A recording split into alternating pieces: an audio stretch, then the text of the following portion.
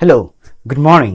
আজকে যেটা শেখাবো সেটা হচ্ছে সেন্টেন্স। আমরা তো আগের দিনকে শিখেছি কিভাবে সেন্টেন্স তৈরি করতে হয়, কি কি স্টেপ থাকে ওয়ান আফটার দি আনাদার। আমি বুঝিয়ে দিয়েছি ক্লিয়ারলি, তোমরা বুঝতে পেরে গেছো।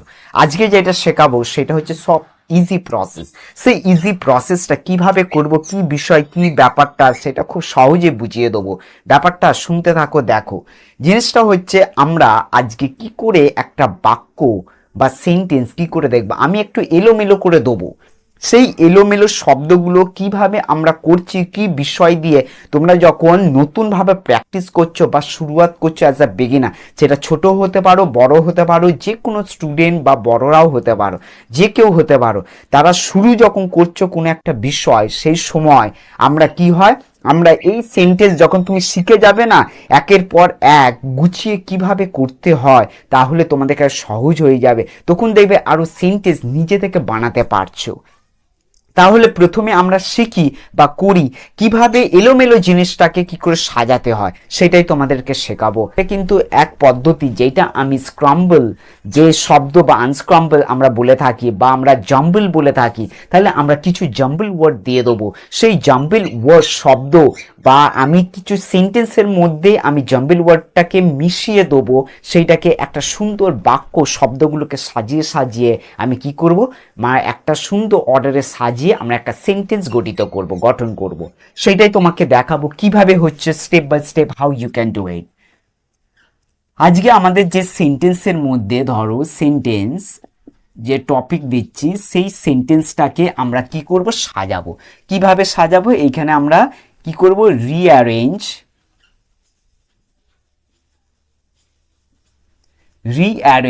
দি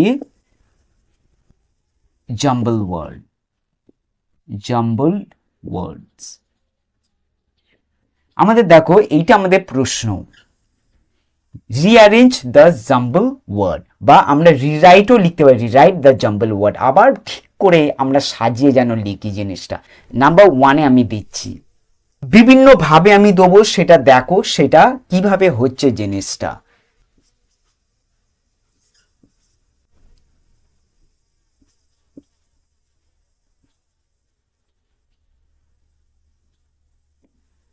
দেখো, ইজ হি বয় গুড এইটা আমাদের সেন্টেন্স নয়, আমরা এইটা জানি যে এটা আমাদের সেন্টেন্স নয়।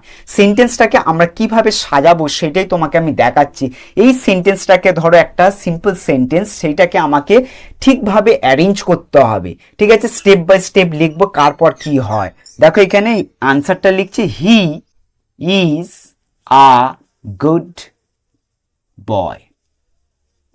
দেখলে he is a good boy, এইখান থেকে আমাকে শব্দগুলো, প্রত্যেকটা শব্দ নিয়ে সিম্পল একটা নর্মাল সেন্টেন্স করতে হবে, সাজিয়ে তৈরি করতে হবে। নেক্সট 2 নম্বরে দিচ্ছি,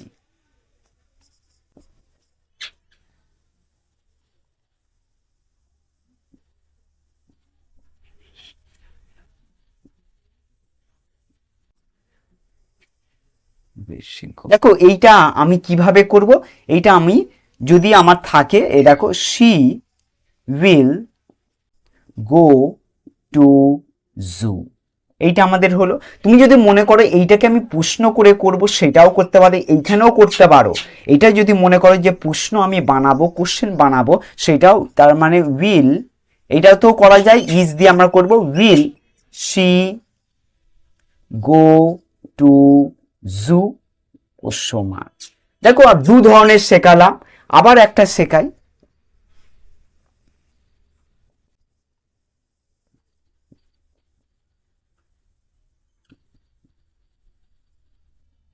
মি, তাহলে এখানে কি হচ্ছে, give water please me, please give me water,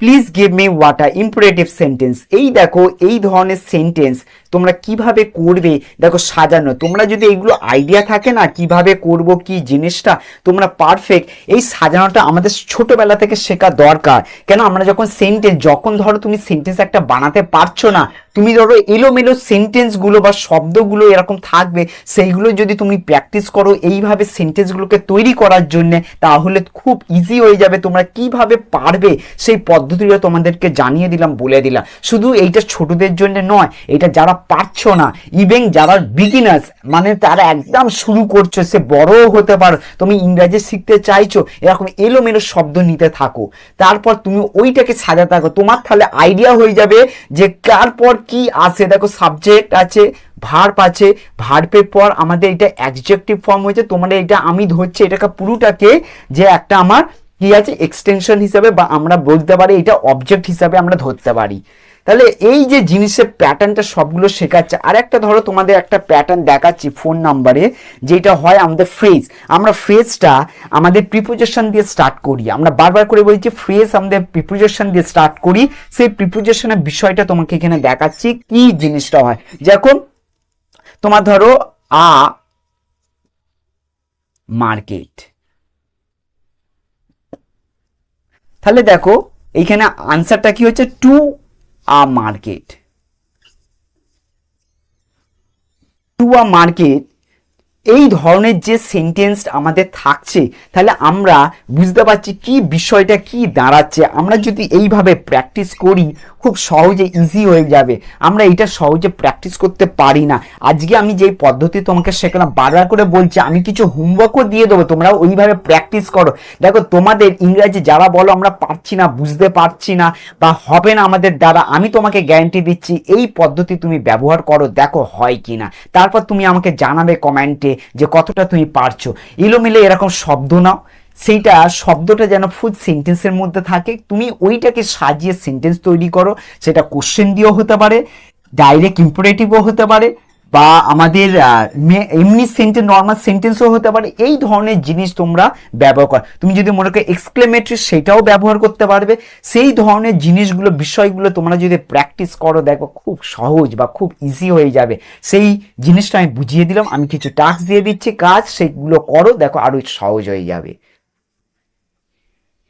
আমরা এখানে দেখতে পাচ্ছি 5টা আমি সেন্টেন্স দিয়ে দিয়েছি, সেই সেন্টেন্সগুলো জাম্বল ওয়ার্ডে সেন্টেন্স রয়েছে, সেই সেন্টেন্সগুলোকে আমরা সাজাবো, সাজিয়ে রিঅ্যারেঞ্জ করে সঠিক সেন্টেন্সে আমরা চেঞ্জ করব।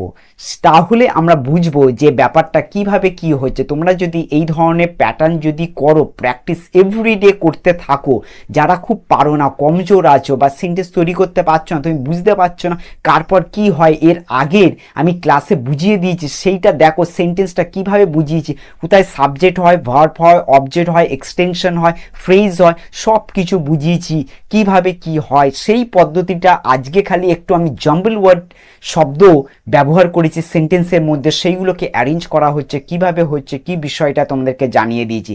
তোমরা এটা প্র্যাকটিস করো, দেখো আরো ইজি হয়ে যাবে। আর সকলকে লাইক আর শেয়ার করতে যেন না ভুলো। সকলকে ধন্যবাদ, থ্যাংক ইউ।